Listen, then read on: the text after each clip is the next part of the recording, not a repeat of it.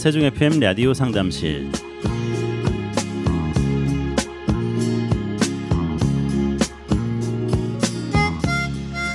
안녕하세요. 세종 FM 라디오 상담실 김보성 인사드립니다.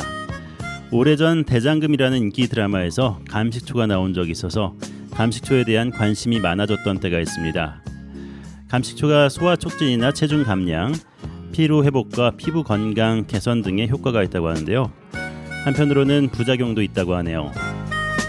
과다 섭취 시 위산 과다 분비로 인해서 위염, 위궤양, 속쓰림 등을 유발할 수도 있다고 하죠.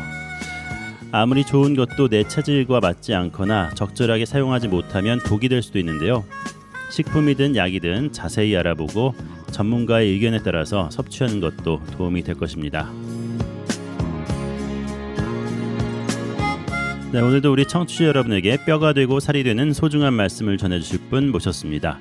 세종 경희한방병원 김명식 원장님 나오셨습니다. 원장님 안녕하세요. 네, 안녕하십니까. 네, 반갑습니다. 반갑습니다. 네, 더운 여름이 이제 많이 지나가고 있는데요. 네. 시원한 날이 빨리 왔으면 좋겠습니다. 네. 약간 밤에 보니까 한 1도 정도 내려간 것 같긴 하던데. 아, 1도. 예, 그리고 습도도 조금 이제 떨어지는 것 같기도 하고요. 그러니까요. 네네. 네. 또 풍성한 가을을 기대하는 그런 맞습니다. 계절인 것 같고요. 아마 이렇게 더워야지 또 곡식들이 잘 익어가겠죠. 그렇죠. 네. 원장님은 혹시 체질에 맞지 않는 음식이 있으세요? 체질에 맞지 않는 음식이라기보다는 저는 네. 음식을 가리지 않는 편인데 예. 짠 음식을 싫어합니다. 아, 짠 음식은 피하시는군요. 네네. 싫어하시는 거예요? 아니면 피하시는 거예요? 피하기도 하고 싫어합니다. 아, 그러시군요. 안 맞더라고요. 짠 음식. 저도 짜고 매운 음식은 조금 피하게 되긴 하던데요. 너무 짠 거, 너무 매운 거. 그래서 고추 같은 경우에 그렇죠. 청양고추는 제가 안 먹습니다. 그 매운맛이나 이제 말씀하신 이 감식초에서 그 신맛이죠, 그죠? 네, 신맛은 맛은 좀 다르지만 네, 그 작용하는 그 뭐라 그러죠? 작용하는 방법 비슷하다고 볼 수 있는데 아 그런가요? 대개 이제 신맛은 우리가 이제 간으로 들어간다 이렇게 이제 평가를 합니다. 네, 그래서 이제 간이라는 거는 어떤 뭐 소화작용이면 소화작용, 그밖에 뭐 생리작용 같은 거를 이제 발동시키는 네, 그런 목기운으로 이렇게 보는데 아, 여기도 말씀하셨지만은 그 소화를 촉진하는 데 있어서는 좋지만은 네, 이게 이제 지나치면 산도가 이제 올라간다는 얘기겠죠, 그죠? 그렇죠. 그렇죠. 그러니까 뭐든지 말씀하신 대로 뭐 매운거나 뭐 이런 어떤 신맛, 네, 그러니까 너무 지나친 거는 좀 음. 삼가시는 게 좋을 것 같습니다. 네, 그렇군요. 저희가 글루타치온 관련해서 언론에서 많이 나오고 효과를 봤다 이런 이야기들이 많아서 그 이야기를 하면서 또 항암 이야기도 쭉 전하면서 인체에 대한 어떻게 보면 해부학까지 말씀을 좀 해주셨던 것 같아요. 오늘은 어떤 이야기 나눠주시겠어요? 앞에서 감식초의 그 신맛, 네, 마찬가지로 우리 지금까지 말씀드린 그 글루타치온 이런 어떤 산도가 올라가는 거 아니면은 뭐 산소를 지나치게 쓰는 네, 그런 어떤 과산화 현상 네, 이런 걸 어느 정도 좀 조절 제어하는 그 기능. 한편으로는 한의학에서 말하는 소위 이제 상화라고 해서 네, 그런 거를 지나치게 이제 발생해서 생기는 부작용 이런 거를 좀 감쇄시킬 수 있는 네, 그런 방향으로 뭐 이쪽 저쪽으로 이렇게 말씀 이제 드려왔는데 청취자분들께서는 약간 혼란스러울 것 같기도 합니다. 전체적인 부분들 이제 또 윤곽을 네네. 한번 잡아주시면 좋을 것 네네. 같아요. 중간 중간 좀 윤곽을 잡아가면서 네, 이번 기회에 좀 제대로 된 식품이면 식품, 네, 의약품이면 의약품에 대해서 우리가 어떤 견해를 가져야 되는지 거기에 대해 도움을 줄 수 있는 방향으로 이렇게 말씀을 드려보겠습니다. 네, 네네. 지금 이제 뭐 날씨가 굉장히 무덥잖아, 그죠? 그렇죠. 뭐 특히 우리나라는 이제 습도가 높은 바람에 네, 체감 그 온도가 더 높죠, 어떻게 보면은. 그렇죠. 네네. 그냥 뭐 습도가 낮게 되면은 네. 온도가 많이 올라가더라도 그렇죠. 그늘 안에만 들어가면 그냥 좀 괜찮거든요. 어떤 면에서 보면은 좋을 수도 있죠, 그죠? 네, 그- 뽀송뽀송해지는 그렇죠. 느낌이라고 해야 되나요? 어떤 면에서 보면 좋을 수도 있는데 그 컴퓨터를 사용하다 보면 네. 컴퓨터도 이렇게 과부하가 걸릴 때 네. 그죠? 이 뭐라 하죠? 그 판단력이 떨어지는 거겠죠. 순간 뭐 어떤 정보에 이렇게 그죠? 정보를 전달하는 데 있어서 처리를 잘 못하죠. 그렇죠. 네. 그럴 때 어떻게 하죠? 되게? 껐다가 킵니다. 아니면은 실행되고 있는 모든 프로그램들을 다 종료시키는 식으로 그렇죠. 하게 되죠. 예. 뭐 컴퓨터를 두드려 보기도 하고 그죠? 네. 껐다가 켜는데 자 껐다가 켠다는 그 에서는 뭐를 기대하는 거죠? 정상적인 그 컴퓨터 그 부품들이 네. 제대로 작동될 거라는 그죠? 그런 기대가 있기 때문에 네. 껐다가 켜는 거죠. 그렇죠. 그죠? 기존 자료라든가 이런 게 날아가지 않고 네. 마찬가지로 우리가 그 약을 투여하는 방법도 네.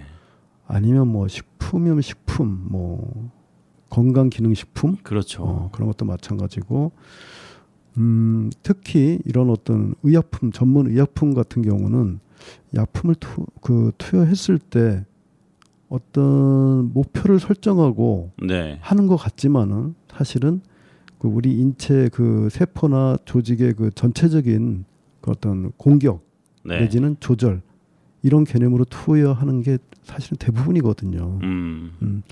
특히 이제 이 개념이 항암 치료에 있어서 이제 좀 뚜렷하게 이제 분화가 되고 있는데 네. 이제 뭐 표적 치료 그죠? 네. 표적 치료 이렇게까지 지금 발달했는데 전반적인 치료 방법 그러니까 우리가 컴퓨터를 껐다가 다시 켜는 행위와 같은 네. 일단은 약물을 투여하는 거야. 그런 투여가 사실은 대부분이거든요. 지금 그렇죠. 말하자면 고혈압. 네. 고혈압도 일단은 혈압을 떨어뜨려 놓고 그 다음에 우리 몸이 정상적으로 작동할 수 있는 시간을 벌겠다는 거고 네. 당뇨약도 마찬가지겠죠. 그죠? 네. 당뇨약도 일단은 혈당을 떨어뜨려 놓고 그 다음에 정상적으로 세포들이 당뇨를 조절할 수 있는 그 기능을 회복하기를 기다리는 거겠죠. 네. 정신과에서 쓰는 약이라고 알고 있는 수면제라든가 항우울제 이런 것도 마찬가지입니다. 네. 자, 잠을 재웠어. 그 다음에 잠에서 깰 거 아니에요. 어차피 그죠? 그렇죠. 그러고 나면은 그 내가 잠을 자지 못했던 그런 기능들을 잠시 약화시키면서 네. 다시 잠을 잘 잘 수 있는 어떤 기능을 회복되기를 기대하는 거죠, 그죠? 그렇죠. 근데 이게 이제 되게 보면은 뭐 약 투여 기간이 좀 짧고, 네. 그게 약 효가 좀 빨라서 그 약에 의존하지 않는다면 그 목적을 달성할 수 있는데, 네. 그렇지 못한 경우가 현재는 대부분이죠. 네. 항우울제도 마찬가지고요, 그죠? 마찬가지고. 보통 이제 장기간 복용을 권하죠. 그렇죠. 네. 그러니까 이거는 어떤 면에서 보면은 그 컴퓨터를 끄는 행위가 네. 계속 반복된다는 얘기죠, 그죠? 아. 그러다 보면은 정상적인 컴퓨터 그 뭐라죠 부품이면 부품 그 기능들이 오히려 손상을 초래할 수도 있겠죠. 네. 그 다음에 진통제도 마찬가지고요. 진통제도 일단은 통증을 가라앉혀 줘 보는 거야, 그죠? 네. 그 다음에 이제 그 진통이 가라앉고 나서 그냥 가라앉을 수도 있지만은 그 또 재발할 수도 있겠죠, 그죠? 네. 그러니까 이 정상적인 세포들이 아니면 조직들이 그 통증을 유발하지 않게끔 네. 다시 이제 정비가 되는 이제 시간을 준다는 거고요. 지금 뭐 갱년기 그 호르몬 제제 같은 경우도 마찬가지 개념입니다. 네. 어떤 증상이 나왔어. 증상이 나왔는데 일단 그 증상을 가라앉힐 수 있는 약이 이제 호르몬 약인데 네. 이 약을 중단하면은 다시 증상이 계속 나오거든요. 이것도 일종의 그 우리가 그 모든 그 기능을 잠시 뭐라 그러죠? 그거를 리셋 시키는. 리셋. 네. 그렇죠. 그런 건데 그 증상이 생기는 원래의 원인을 제거하지 않는 이상은 네. 그 리셋 기능에 있어서 기대하는 게 나오지 않을 수가 있겠죠. 다시 켜면 다시 또 그게 문제가 발생하는. 그렇죠. 네.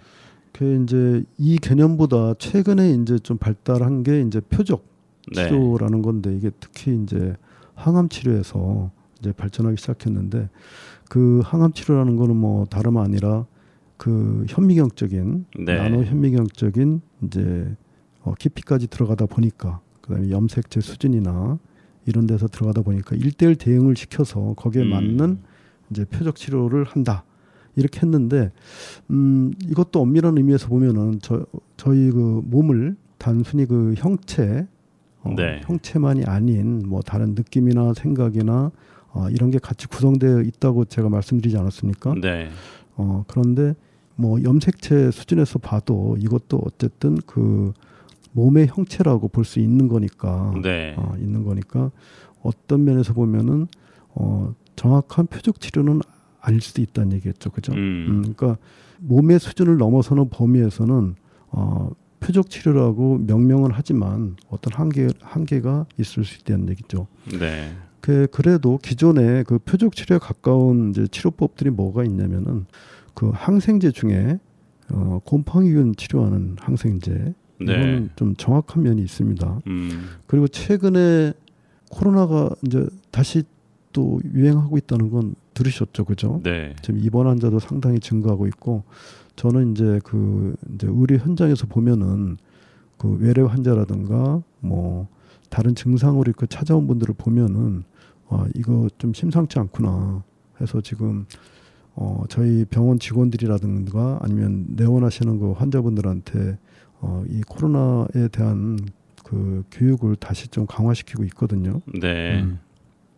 그리고 지금 코로나하고 같이 돌고 있는 게 그 아이들을 쪽으로 특히 네. 백일해라든가 아니면 마이코플라스마 폐렴이 지금 돌고 있습니다. 그래서 아이들 그 입원율도 상당히 올라갔다고 하더라고요. 이 질병이 있어서. 네. 근데 이거 백일해 치료하는 거라든가 아니면 마이코플라스마 폐렴에 대한 약도 좀 정확한 면이 좀 있습니다. 다른 항생제에 비해서. 그 다음에 이제 그 바이러스를 치료하는 항바이러스제 중에서는 제가 아는 한에서는 이제 좀 이 표적 치료에 가까운 것이 뭐가 있냐면 대상포진 치료. 네. 대상포진 알아보신 적 있으신가요? 저는 아직 없어요. 없고 주변에도 없으셨고요. 네. 이게 조금 정확하고 그다음에 독감 치료. 네. 독감 치료는 많이 이제 정확해진 것 같습니다. 네.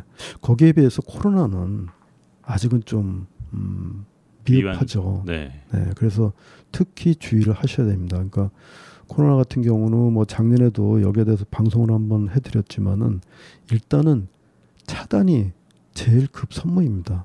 네. 차단, 마스크 쓰는 거. 네. 예.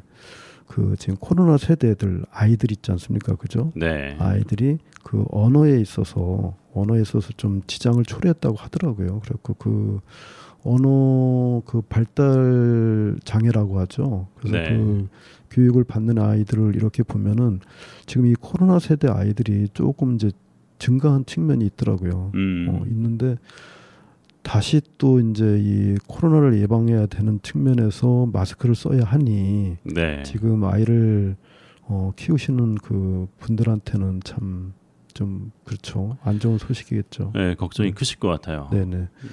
그래도 철저히 지키셔야 됩니다. 철저히 지키셔야 되고 이렇게 어떤 그 코드를 빼는 식 아니면 우리가 머리통을 진짜 막 두드리는 식 네. 이런 식의 치료법이 있는가 하면 머리통을 비유하면은 머리를 쓰다듬는 식의 치료법이라기보다는 이제 교정법이죠. 네. 이런 것도 있습니다. 이런 것도 있는데 우리가 이렇게 머리를 쓰다듬는 걸 또 뭐라고 하죠? 머리를 이렇게 어루만지죠. 그렇죠. 어루만지다고 하죠. 네. 어루만진다는 건 뭔가요? 잘 달랜다는 얘기겠죠. 네. 그죠? 잘 달래주고 네. 바른 길로 갈 수 있도록 그렇죠. 이렇게 그러니까 유도하는. 네. 네네. 그러니까 간접적으로. 그렇죠. 네. 그러니까 뭐 이제 암 세포로 얘기하면은 뭐 우리가 이제 정상 세포, 암 세포 이렇게 구분을 하는데 네. 지금 치료는 이제 암 세포를 이제 공격하는 아니면 정상 세포랑 암 세포를 일단 뭉뚱그려서 한꺼번에 공격했던 그런 게 있었다면은 네. 이 정상 세포와 암 세포를 서로 잘 지내라고 이렇게 어루만져 줄 수 있는 치료법이 나올 수 있겠죠. 네. 그게 사실은 이 글루타치온도 어떻게 보면 그런 측면이 약간은 있는 겁니다. 말하자면 항산화라는 거는 과산화가 돼서 어떻게 보면 이제 전자물이죠. 사실은 전자물이 그 정상 세포막 같은 거를 이제 공격하는 거거든요. 말하자면 네.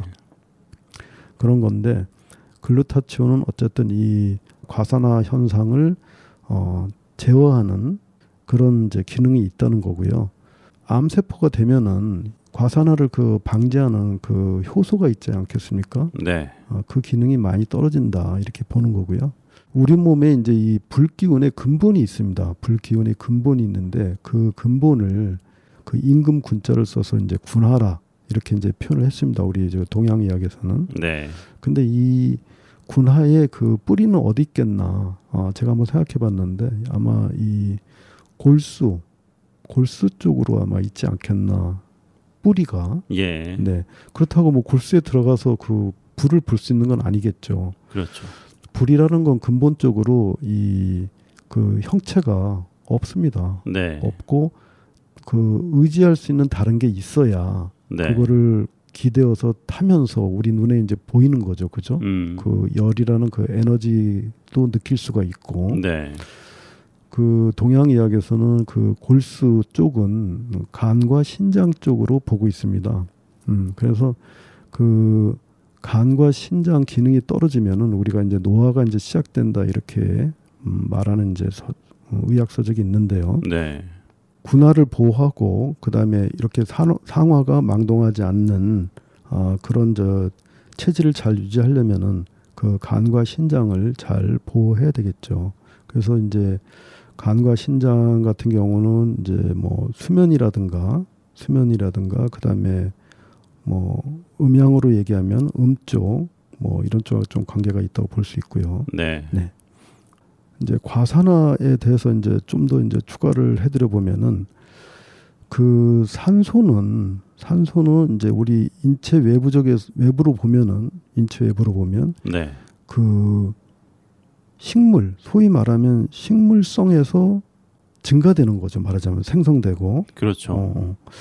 그래서 그 소위 말하면 식물들의 어떤 광합성 행위를 통해서 산소가 이제 증가가 되는데 육상에서는 이제 식물들, 그다음에 바다 쪽에서는 식물성 플랑크톤이나 그 남조류 하면은 뭐 미역이나 다시마나 뭐 이런 종류. 네. 해서 그 산소를 이제 우리 그 자연 대기에 이렇게 충분히 이제 공급하는 어떤 기초가 되는데 그런데 보면은 그 바닷속 깊은 곳 네. 바닷속 깊은 곳으로 이제 산소가 이제 계속 들어갈 거 아닙니까, 그죠? 그렇죠. 이게 해류가 일어나면서 네. 조류가 일어나고 해류가 일어나면서 그 바닷속 깊은 곳으로 이제 산소가 공급이 되는 건데 지금 보면은 그 대기라든가 보면은 뭐 산소는 이제 과소비가 되고 산소를 이제 생성할 수 있는 어떤 식물들의 어떤 기반들이 점점 무너지고 있는 편인데 네. 그 다음에 그 바다도 산성화가 되면서 이 산소가 오히려 떨어져야 되는데 그렇지 않다. 산소가 계속 유지가 되고 있다. 해서 이거를 이제 조사한 그 해양과학협회가 있습니다. 네. 그 뭐 스코틀랜드 쪽 해양과학협회인데 지금부터 한 10년 전에 네. 어떤 걸 연구했냐면은 태평양 한 4,000m 깊이 정도 네. 그 심해에서 뭐 얘기로는 그 멕시코하고 하와이 네. 그 사이에 그 심해의 그 평원지대 그 바닷속에도 이제 그 넓은 지대가 있겠죠, 그죠? 그렇죠. 거기를 이제 조사해 보다가 망간 단계라는 거를 이제 발견을 했는데 네. 이 망간 단계가 좀 특이한 게 뭐냐면 그 물 분자를 전기분해한다고 합니다. 네. 근데 이제 이 망간 단계가 어떤 층을 이뤄서 망간 단계들이 이제 상당히 많이 모여 있으니까 이 전기를 생산하는 능력이 뛰어나겠죠, 그죠? 그러다 보면 이제 뭐 전압도 올라가고 그러다 보면 물의 전기분해하는 것도 좀 왕성해지고 물을 전기분해하면은 거기서 생겨날 수 있는 게 뭐죠? 산소인가요? 그렇죠. 네. 그 수소와 산소를 분해하는 거니까. 네. 그래서 심해 산소를 유지하고 있다. 이런 발표를 했습니다. 네. 이거는 이제 뭐냐면 인과관계적인 그런 어떤 철학이라고 저는 보고 있는데요. 말하자면 그 바다 표면에서 심해로 들어가는 어떤 이동, 어딘가 생기는 곳이 있어야 다른 곳까지 또 그거를 또 이동시킬 수 있다는 인과, 그러니까 시공 이동이죠, 말하자면. 네. 그런데 이거를 이제 다른 측면에서 보면은, 다른 철학적인 측면에서 보면은 그 표면에서 생겨서 심해로 이동한다는 측면 말고 표면과 심해가 동시에 존재한다는 거죠, 말하자면. 네. 그리고 그 표면은 심해의 어떤 그런 현상, 일부 현상에 불과했다는 거, 이런 걸 수도 있고요. 해서 보면은 저게 우리가 그 육지에서 보면은 이제 화산 폭발이 일어나면 용암이 흐르죠, 그죠? 네. 용암이 흐르고 그 주변은 이제 검은 흙으로 덮여가면서 다시 이제 비옥한 땅으로 변한다. 뭐 이런 식으로 지금 바다도 보면은 그 비옥한 바다는 색깔이 어때야 된다고 보죠? 대개는 푸른빛 바다를 좋아하긴 푸른빛 하는데. 바다잖아, 그죠? 네. 근데 검자가 들어가야 됩니다. 네. 검푸른 바다가 사실은 비옥한 바다라고 합니다. 검푸른 바다요. 그렇죠. 그래서 네. 뭐 그 저쪽에 뭐 태평양 뭐 그 진짜 오염되지 않은 뭐 바다라고 해서 뭐 에메랄드빛 뭐 뭐라 해죠? 그리고 뭐 파란 바다 막 이렇게 네. 얘기하잖아요. 코랄빛 뭐 그죠? 그렇게 얘기하죠, 그죠? 네네. 그 지금 저 제주도 주변 바다도 그 검푸른 빛을 많이 잃고 지금 푸른 바다로 변하고 있답니다. 지금. 네. 그거는 뭐냐면 이제 산성도가 좀 올라가고 방송에서 이제 인체에 관해서 얘기할 때 과산화 현상, 네. 그다음에 우리 한의학적으로 얘기할 때 상화 기운의 증가, 이런 걸 얘기하는데 바다 표면을 이렇게 뭐 화산 용암 분출하는 거 이렇게 비교했듯이 우리 심해에도 그 열수 분출구가 있다고 합니다. 네. 그러니까 화산에 그 용암이 이렇게 치솟듯이 바닷속에도 그런 뜨거운 기운이 이렇게 솟는다는 얘기죠. 네. 이 말씀을 제가 잘 설명을 드렸는지 모르겠지만은 이거는 어떤 전체적인 그 열, 우리 인체로 얘기하면은 우리 인체의 기본적인 군화를 설명하는 또 뭐 하나의 뭐 재료도 되지 않을까 해서 제가 말씀드리고요. 네.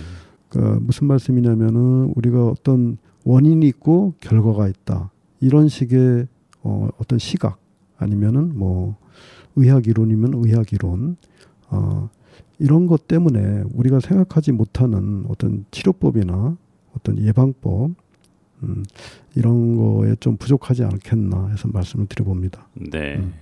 그래서 이게 지금까지 그 치료법에서 그 컴퓨터 코드를 빼는 식의 네. 이거를 이제 우리 인체 적용해 보면은 우리가 왜 얼을 쏙 빼다 이런 말 하지 않습니까? 그죠? 네. 얼을 쏙 빼놓다. 그러니까 만약에 그 컴퓨터 코드를 뺐는데 네. 만약에 얼도 빼놨다. 그러면은 그 다음에 반응이 없겠죠, 그죠? 그렇죠. 그러니까 우리 인체는 다르다는 거죠. 이런 어떤 기계라든가 이런 건 다른데. 네. 근데 지금 어떤 면에서 보면은 현대 의학이나 지금 뭐 자본주의의 그 진행 상황에서 보면은 약간 우리 개개인들의 얼을 좀 쏙 빼놓는 네. 그런 분위기로 좀 진행되는 게 아닌가 네. 이렇게 생각이 됩니다. 그 우리 의료 같은 것도 보면은 어떤 어떤 바른 견해, 네. 바른 견해를 세우기가 상당히 힘듭니다. 아주 뭐 여러 가지 관념이 아주 혼합돼 있어갖고 네. 다 자기 것이 옳다고 또 주장을 하니까. 네. 그 이거를 이건 이제 불교 용어인데 이런 그 강력한 관념의 그 세계를 아수라라고 표현합니다. 아수라 들어보셨죠? 네. 아수라라는 뭐 영화도 있었죠, 우리나라에. 네. 예. 그래서 이 아수라를 제가 이제 간단하게 소개해드리면은 보이는 것과 보이지 않는 것, 생각할 수 있는 것과 생각해낼 수 없는 것, 영원하거나 끊겨 없어지는 것, 그 다음에 자아가 있다거나 없다는 것, 자아로서 자아를 인식할 수 있다는 것, 자아로서 무아를 인식할 수 있다는 것, 혹은 무아로서 자아를 인식할 수 있다는 것. 이런 말하고 느끼고 네. 여기저기서 선악의 행위에 대한 과보를 경험하는 이 자아는 항상 하는 것으로 변하지 않고 영원히 존재할 것이다 라는 등의 이런 견해의 아니면 분별 의식의 고착 세계를 아수라라고 이렇게 말씀드리고 싶습니다. 네. 어쨌든 이제 다시 호흡으로 돌아가서 글루타치온과 관계된 그 과산화나 호흡으로 다시 돌아가서 우리가 자신이 아수라가 되고 있음을 모르는 그런 단계가 있으면 시작됩니다. 네. 사실은. 그래서 이거를 호흡을 놓치는 초입이다. 네. 이렇게 이해하시면은 아마 일상생활에서 아마 그거를 그 간파해내기가 수월할 수도 있습니다. 그래서 보면은 우리가 호흡을 할 때 깊게 들여 마셨다가 호흡이 갑자기 멈춰지는 경우가 많죠. 그죠? 네. 이거는 내가 어떤 거에 탐착하는 그런 행위라고 볼 수 있습니다. 그래서 되게 보면은 이제 불안하거나 잠을 잘 못 자거나 이럴 때는 호흡이 조금 그 들이마시는 호흡이 내쉬는 호흡보다 좀 길어질 수 있겠죠. 네. 그러면은 이 그 대뇌피질 같은 경우는 들이마시는 호흡이 길어지면서 과산화의 어떤 그 시발점이 될 수도 있다는 얘기겠죠. 네. 그래서 아이들 같은 경우는 여기에 비견할 수 있는 그 병명이 뭐냐면은 ADHD라고 하였고 주의력 결핍 과다 행동 장애라는 것이 있습니다. 그 다음에 이제 ADHD와 조금 이제 구분할 수 있는 ASD라고 자폐 스펙트럼 병이 있습니다. 네. 자폐 스펙트럼에 대해서는 제가 이제 오늘 시간이 부족하면은 다음에도 이렇게 좀 연결해서 말씀을 드릴 텐데요. 이 자폐 스펙트럼 같은 경우는 이런 또 생각까지 아직은 발전을 못했고 네. 어떤 느낌에 머무르는 그런 단계라고 볼 수 있습니다. 해서 이 느낌에서 머무는 게 너무 강하다 보니까 사실 이렇게 성인이 돼서 뭐 화병으로 간다 이거는 좀 조금 적을 것 같습니다. 네. 자폐 스펙트럼 과정에 있는 아이들은 기본적으로 어떤 괴로움이 있느냐면 사랑하는 것과 헤어진다는 그 괴로움이 있을 수 있습니다. 네. 그러니까 사랑하는 것이 아이들이 사랑하는 것이 무엇일까요? 근데 부모님이겠죠. 그렇죠. 부모님이죠. 네. 그죠? 그 부모님이 말씀하시는 그 어떤 이야기, 네. 아이를 이제 교육시키지 않습니까? 그죠? 네. 아이들이 이제 태어나서 뭐 엎어지고 기고 뭐 안고 또 걷고 하는 과정에서 아이들을 교육시키는 데 있어서 부모님의 생각을 이렇게 말하자면 아이한테 복제시키는 건데 네. 이 아이들이 그 부모님의 생각을 복제하는 데 있어서 어떤 저항감을 느낄 수 있다는 얘기겠죠. 그걸 이제 괴로움이라고 표현한다면 그러다 보니까 아이들이 앞으로 나가지를 못하는 겁니다. 네. 앞으로 나가지 못하고 근데 자신은 앞으로 나가고 싶은데 앞으로 나가지 못해. 거기서 뒤로도 가지 못한다는 불안감이 싹트겠죠. 네. 그러다 보니까 아이들은 이 어떤 느낌의 복제를 계속 반복할 수밖에 없습니다. 그것이 자폐 스펙트럼 그 과정에 있는 아이들이 그 상동 행동이라고 아마 들어보셨을 거예요. 아마 네. 동일한 행동을 계속 반복하죠. 해서 이거를 이 느낌의 복제가 이제 강화되면은 그 다음에 이제 점점 나이가 들고 어른이 되면은 어떤 질환으로 발전할 수 있는지는 다음 시간에 한번 말씀드려보는 게 괜찮을 것 같습니다. 네, 다음 시간에 계속해서 이어서 말씀 전해드리도록 하겠습니다. 세종경의한방병원 김명식 원장님 수고하셨습니다. 원장님 다음 주에 다시 뵙겠습니다. 네, 안녕히 계십시오. 세종 지역 FM 98.9MHz, 대전 지역 한밭 FM 93.7MHz를 통해서 라디오 상담실 보내드렸습니다. 방송 후에 유튜브 세종 FM 채널에도 방송 다시 듣기 가능하니까요. 많이 찾아오셔서 상담 질문과 청취 소감 남겨주시기 바랍니다. 세종 FM 라디오 상담실 지금까지 진행의 김보성이었습니다. 감사합니다.